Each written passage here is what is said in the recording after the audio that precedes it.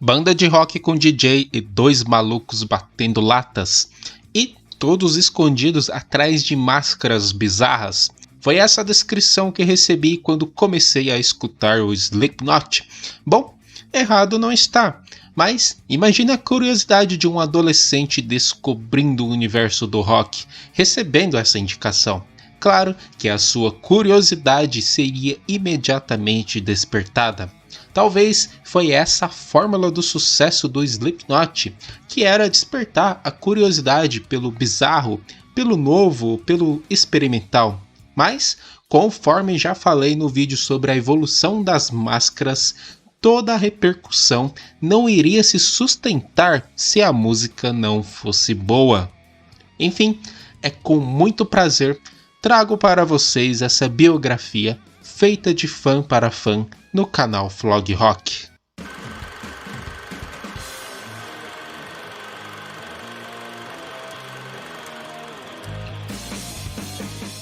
Galera, antes de começar, gostaria de pedir para se inscrever no canal para não perder os próximos vídeos. Deixe o like para fortalecer a causa e também siga a gente em nossas redes sociais. Deu muito trabalho e tempo para fazer esse vídeo. Então, se você quer que esse projeto continue, compartilhe ele, assim ajuda a espalhar a santa palavra do rock. Bom, agora sim, chega de enrolar, prepare o santo graal, fique tranquilos e vamos nessa!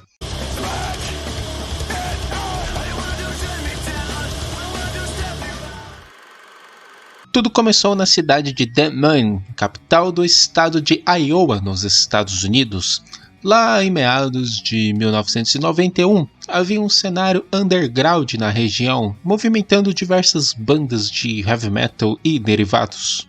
Em 1995, após diversas tentativas com outras bandas, o baixista Paul Gray e o baterista Sean Crahan decidiram se juntar para formar uma nova banda intitulada de The Pale Honest. Nessa banda continha também Anders Consefini nos vocais e Donnie Steele na guitarra. Após um tempo, o baixista Paul Gray chamou o baterista Joey Jordison para participar da banda, que ele conheceu bem antes em projetos anteriores.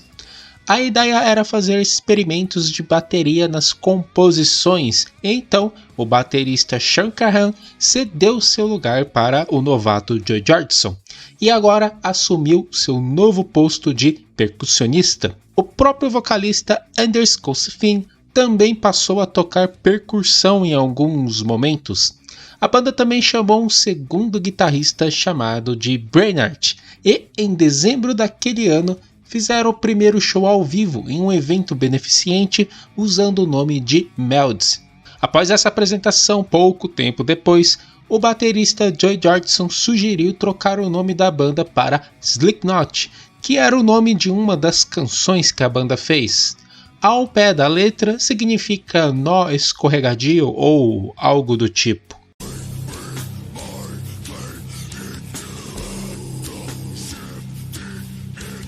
A banda então juntou $40 mil para a gravação independente de uma demo. Mas antes disso, o guitarrista Donnie Steele saiu da banda por divergências criativas, principalmente de letras atacando as religiões. No seu lugar entrou um velho conhecido, o guitarrista Greg Jones. Mas o mesmo não se lidou muito bem com as canções da banda e assim assumiu seu novo posto de tecladista e sampler, dando mais um elemento para o som do Slipknot. E assim foi recrutado um professor de guitarra chamado Mick Thompson. Com essa formação, o Slipknot lança em outubro de 1996 sua primeira demo intitulada Mate, Feed, Kill, Repeat. Para falar a verdade, na época, a banda considerou esse disco como o primeiro álbum, mas após uma reformulação de integrantes e sonoridade, foi considerada uma demo, muito rara por sinal. Ela marca uma sonoridade muitas vezes puxado para o funk e tendo como vocalista Anders Consefini. Além da faixa Slipknot, que deu nome à banda, temos alguns destaques como a música All in One.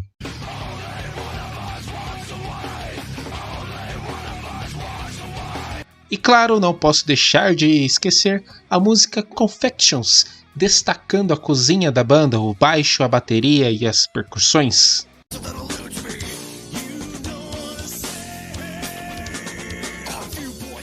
Com o lançamento da demo, a banda começou a ser mais notada no cenário underground local, e as rádios passaram a executar as suas músicas, porém ainda não despertou o interesse de uma grande gravadora. Assim, foi decidida a contratação de um vocalista com uma sonoridade mais melódica, então foi recrutado Corey Taylor, cofundador da banda Stone Sour. Já o outro vocalista, o Anders Consefini, assumiu o posto de segundo percussionista e vocais de apoio. Foi nessa mesma época que o percussionista Shawn Cahan começou a frequentar os ensaios com uma máscara de palhaço e sugeriu a ideia de que cada membro da banda deveria também adotar uma máscara, com o intuito de causar um impacto imediato nas apresentações e ao mesmo tempo preservar a sua identidade.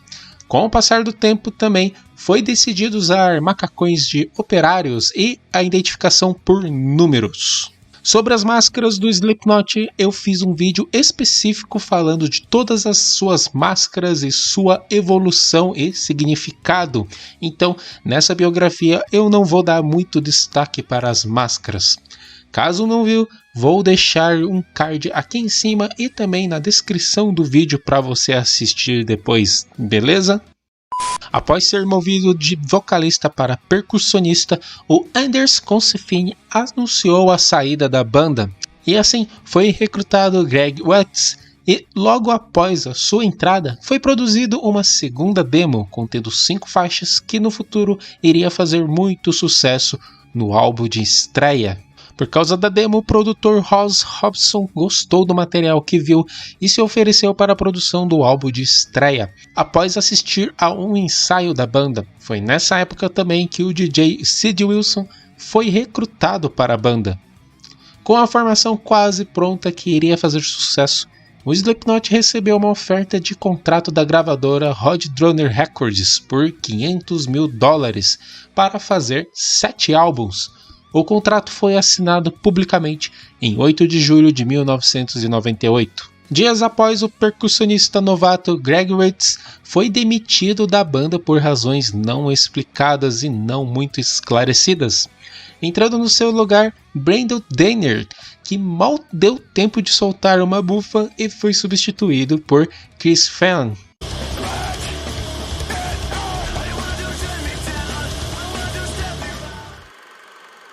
Durante as gravações do álbum de estreia em 1998, o guitarrista Josh Brainard deixou a banda sendo substituído por Jim Hoot. E agora sim, o Slipknot estava com a formação mais constante da carreira e que iria fazer sucesso no futuro. Após a entrada de Jim Hoot, a banda terminou o álbum de estreia e foi estabelecido sua marca junto com as máscaras dos integrantes. Então, em junho de 1999, é lançado o álbum auto-intitulado do Slipknot, fazendo sucesso imediato no cenário de nu metal, o que rendeu um convite no mesmo ano para tocar no festival Ozzfest, o que conquistou mais uma imensa gama de fãs e a banda estava ficando cada vez mais conhecida.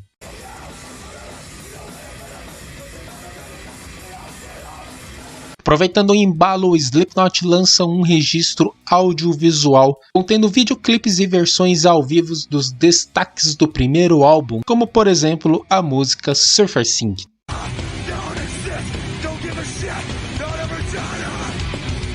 Também outra música destacada nesse material audiovisual foi a música Speed It Out, fazendo uma bela referência à obra de Stephen King, O Iluminado.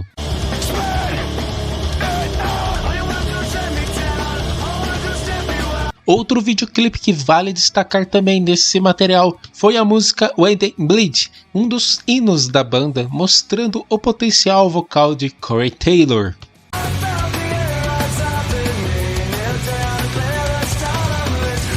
Com o sucesso obtido pelo primeiro álbum e a repercussão no Ozzfest, o Slipknot fez diversos shows, principalmente nos festivais que estava visitando em diversos países, principalmente na Europa, isso entre os anos de 1999 a 2000. Sobre o álbum de estreia, é o meu predileto, assim como de muita gente.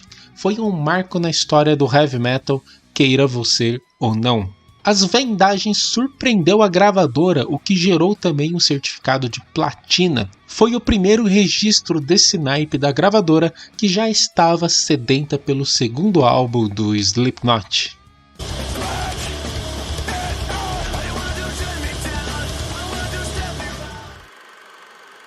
Após a turnê de divulgação do primeiro álbum, o Slipknot se reuniu para gravar o seu segundo registro, dessa vez com uma temática mais sombria, porém mantendo a sonoridade do primeiro disco, mas agora com mais elementos variando do death metal até vocais mais limpos. A banda também fez um upgrade nas máscaras e uniformes, situação que seria uma característica para os próximos álbuns, ou até mesmo em shows específicos como grandes festivais. Então foi chamado o mesmo produtor do álbum anterior, pois a banda já começava a ficar desgastada, mas não impediu de lançar o tal aguardado segundo álbum intitulado de Iowa, em homenagem ao estado que foi grande fonte de inspiração para as músicas. Todas as canções foram escritas principalmente durante a turnê do primeiro disco. Então, em 28 de agosto de 2001, é lançado o disco Iowa, aumentando ainda mais os holofotes para o Slipknot e deixando como um dos pilares do gênero batizado de nu metal. O disco contou com singles lançados meses depois, como a música Left Behind.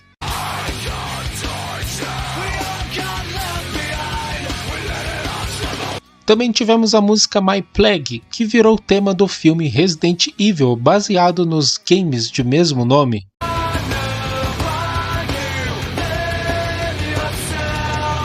Além desses singles, também posso destacar a música Disasterpeace, que mais tarde seria o nome do registro em DVD audiovisual de um dos shows da turnê.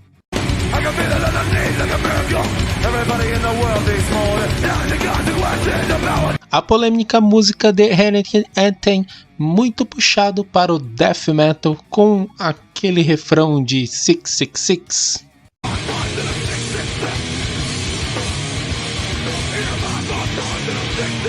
Também tivemos como destaque a música Pulp Shit, que teve seu merecido destaque após receber uma versão ao vivo no DVD Disasterpeace, lançado em 2002.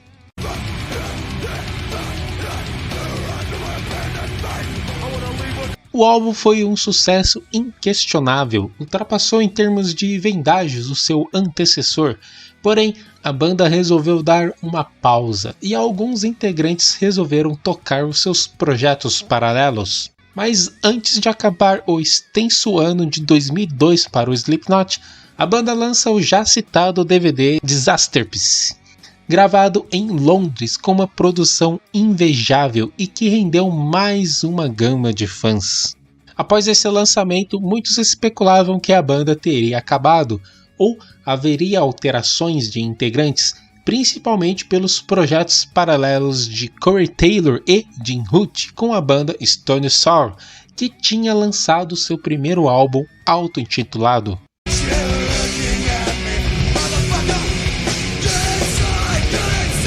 Também havia rumores por causa dos projetos paralelos de Shankar e do DJ Sid Wilson. Bom, eram apenas especulações que seriam respondidas mais ou menos um ano e meio depois.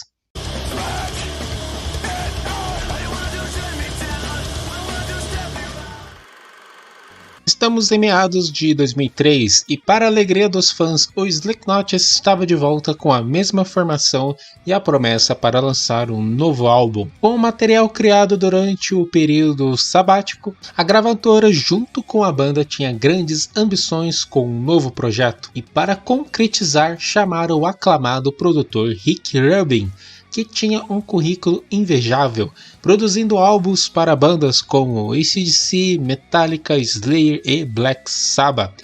entre outras do gênero, isso só para citar algumas bandas. Rick Rubin na época tinha a visão das tendências do mercado atual. Seus conselhos foram atendidos pela banda, que agora tinha mais elementos de heavy metal, deixando um pouco as referências com funk e aquela sonoridade mais crua um pouco de lado. Porém, nem tudo foi flores durante o processo de criação do novo álbum, pois os integrantes não se falavam, parece que tinha resquícios dos desentendimentos da turnê anterior. Metade da banda duvidavam do comprometimento do produtor Rick Rubin com a própria banda, com o projeto do novo disco, já que ele ao mesmo tempo estava produzindo outros artistas, então não estava exclusivamente para o Slipknot. Mas essas discrepâncias foram se acabando com o tempo. Quando menos se esperava, o novo álbum estava pronto e, claro, com ele novas máscaras e a temática sombria, trazendo alguns arpejos acústicos em algumas canções. Para aquecer o lançamento do novo álbum, a banda divulga seu primeiro single, a música Duality, que foi uma amostra do que estava por vir. Eu defendo que essa música é tipo um resumo do álbum. Tem pegadas death, arpejos acústicos, refrão melódico, variando com guitarras nervosas e uma bateria furiosa.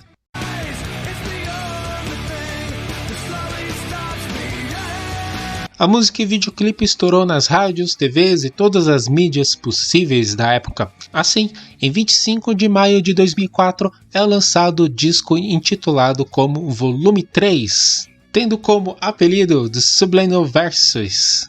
Esse foi um trabalho mais distante ainda do primeiro disco da banda e estava mais próximo de seu antecessor. Porém, em algumas canções, muitos fãs que conheceram a banda nos dois primeiros lançamentos disseram que eles se venderam de vez para o mainstream, como por exemplo a música Vermilion.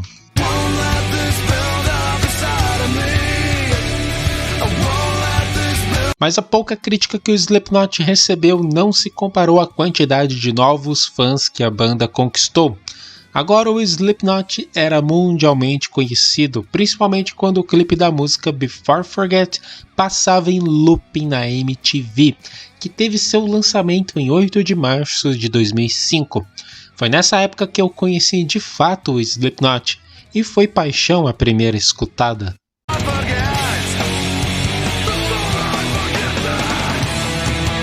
Outro sucesso que variava bem um bom death metal com melodias acústicas foi a música The Nemesis, outro single que teve maior notoriedade em sua versão ao vivo.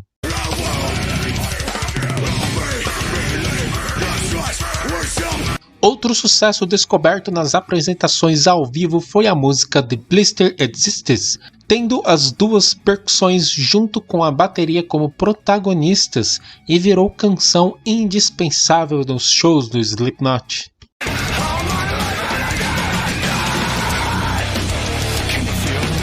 Não posso deixar de comentar da música Puss of Maggots. Na minha opinião, a melhor música do álbum. Mostra a banda de volta às raízes, só que dessa vez com uma sonoridade mais madura.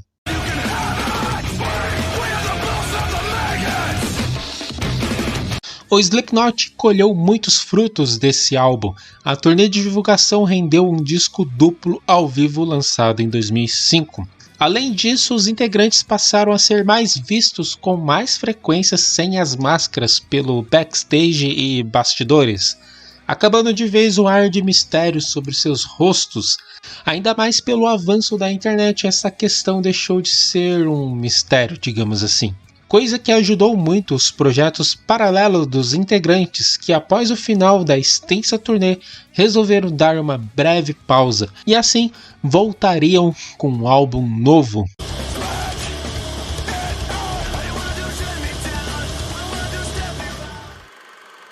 Em 2007 o Slipknot estava preparando a gravação de um novo álbum, assim foi chamado o produtor Dave Furthman, que havia trabalhado nos primeiros lançamentos da banda Evanescence e dos projetos solos de Phil Anselmo, antigo vocalista da banda Pantera. A intenção do Slipknot era fazer um álbum com sonoridade mais eclética dentro da própria banda, pegando elementos dos 3 álbuns anteriores. Sua temática foi mais sombria e depressiva ainda, acompanhando as abordagens das novas máscaras e uniformes. O estilo nu metal ficaria menos evidente, dando espaço ao groove metal. Foi essa a impressão que a banda estava passando através de relatos e entrevistas, mas isso foi devidamente confirmado após o lançamento do single All Hope Is Gone, que na época recebeu ótimas críticas.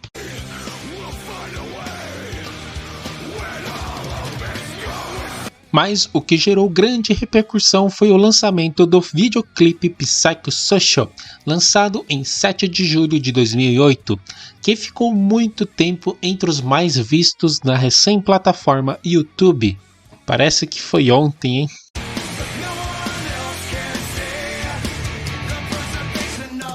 Então, depois de toda a repercussão dos singles já lançados, os fãs estavam ansiosos e sedentos para mais um novo disco de inéditas do Slipknot. Em 20 de agosto de 2008, foi lançado o álbum All Hope Is Gone, mais um sucesso comercial atingindo mais uma legião de fãs. Além das canções já citadas, destaques também para as músicas Dead Memories, essa com uma letra bem pesada e complexa.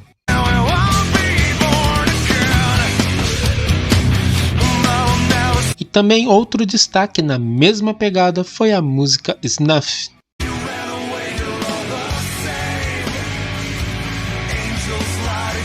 Com temáticas de protesto, depressão e raiva, o disco All Hope Is Gone foi a obra do Slipknot que recebeu mais certificações e premiações, como por exemplo foi o primeiro colocado da Billboard 200, e ficando entre os álbuns mais vendidos e músicas mais tocadas em diversos países. A banda fez mais uma turnê de divulgação que encerrou em meados de 2009. O mais estranho e que surpreendeu a todos é que o Slipknot anunciou mais um hiato. Assim, novamente, os integrantes se dedicaram aos seus projetos paralelos.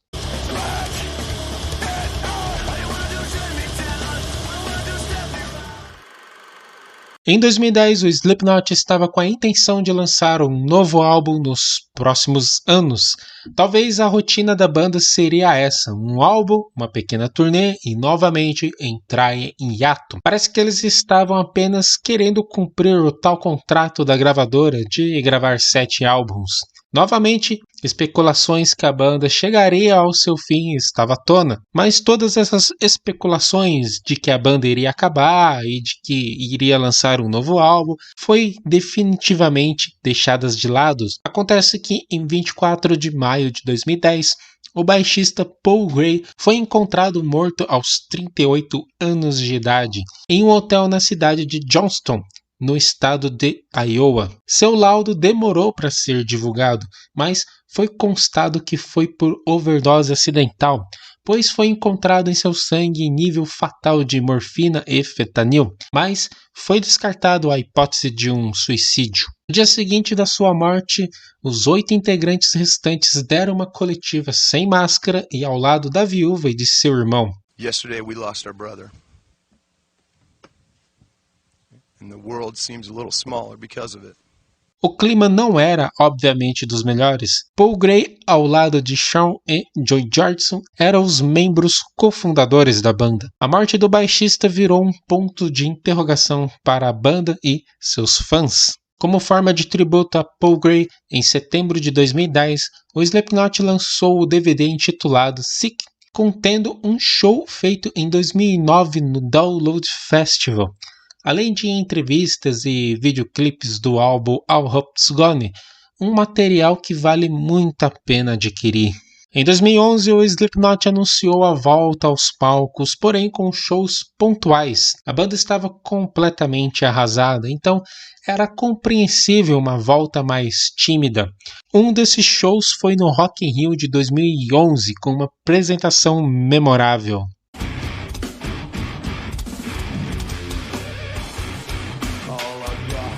Em 2012, o Slipknot lança uma coletânea dupla, sendo o primeiro disco contendo os maiores sucessos e o segundo o áudio do show do Download Festival de 2009. Aproveitando a deixa desse lançamento, o Slipknot cria um de seus maiores trunfos, que é o festival Knot Fest, um festival onde o próprio Slipknot é o anfitrião. A primeira edição foi em 2 cidades nos Estados Unidos e contou com a presença de bandas como Lamb of God, Deftones, Cannibal Corpse, Gojira, entre outras bandas do gênero. O evento foi um sucesso e teve outras edições nos anos posteriores. E está para ser inaugurada uma edição aqui no Brasil também nos próximos anos.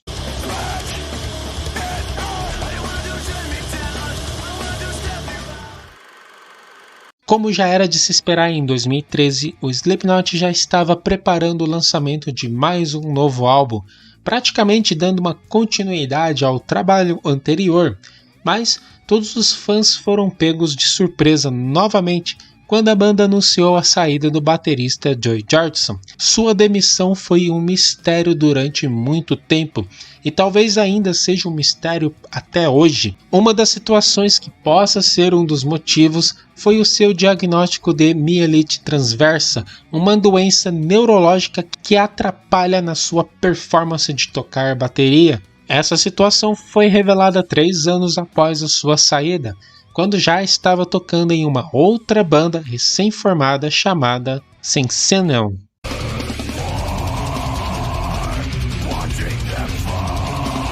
Em 2014, o Slipknot anunciou a chegada do baixista Alessandro Venturella e do baterista Jay Weinberg, com máscaras parecidas e sem números. Por falar em máscaras, como já era de costume, foi anunciado novas versões, que dividiu a opinião dos fãs, principalmente com a máscara do vocalista Corey Taylor. A chegada de um novo álbum era certeza e foi concretizada com o lançamento do primeiro single em 1º de agosto de 2014, com a música The Negative On.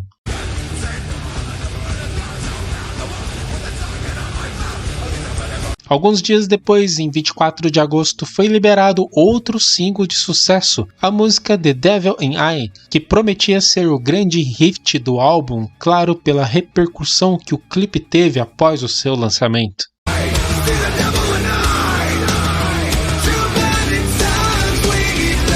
As 2 músicas novas do Slipknot foram bem recebidas pelos fãs, assim também como a música Custer, que foi liberado uns dias antes do lançamento do novo álbum do Slipknot.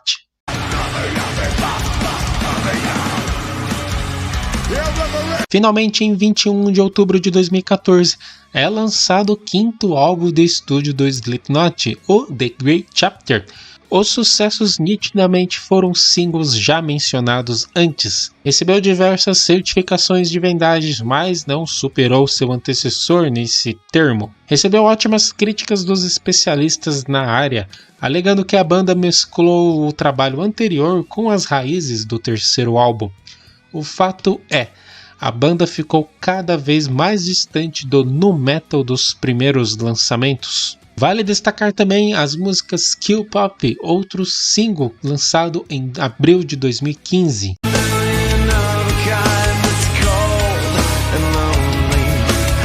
E também a música Goodbye.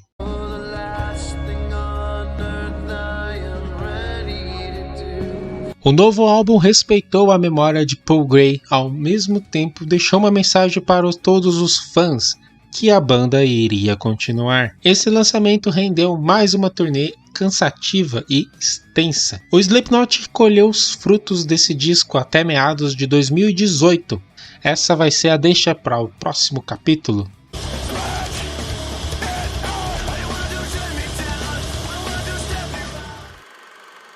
Novamente, rumores na gravação de um novo álbum estavam à tona, mas fomos surpreendidos pelo percussionista Chris Fan em 14 de março de 2019.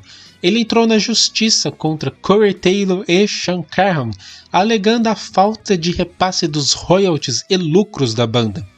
Não sabemos de fato a real verdade sobre esses fatos, mas essa acusação foi o prego no caixão para sua saída, e também essa acusação ainda está em processo. Para o seu lugar foi contratado outro percussionista, porém, até a gravação desse vídeo, a banda oficialmente mantém sua identidade não revelada. Ele foi apelidado de Tortilla Man.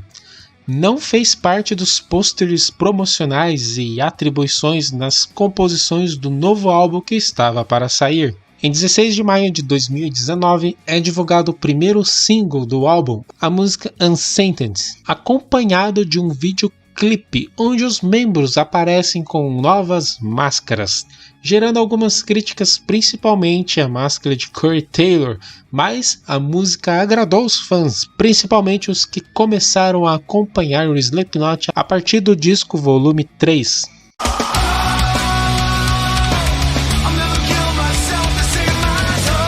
Após a boa repercussão da banda e a péssima das novas máscaras, é divulgada em 22 de julho a música So A Firth.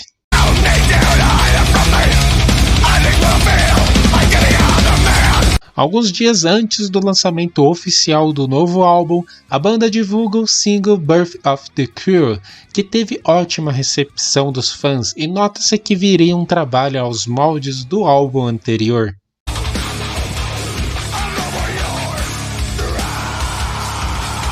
Em 9 de agosto de 2019 é lançado o 6º disco de estúdio do Slipknot, o álbum You're Not Your Kind. O novo disco marcou mais uma alteração na formação da banda, e por ter o mesmo produtor e a gravadora do álbum anterior, as comparações foram inevitáveis mesmo com toda a repercussão da saída de Chris Fehn. Por se tratar de Slipknot, o álbum recebeu ótimas vendagens. Destaques também, além das canções já citadas antes, foi a música Net of Fire e Orphan.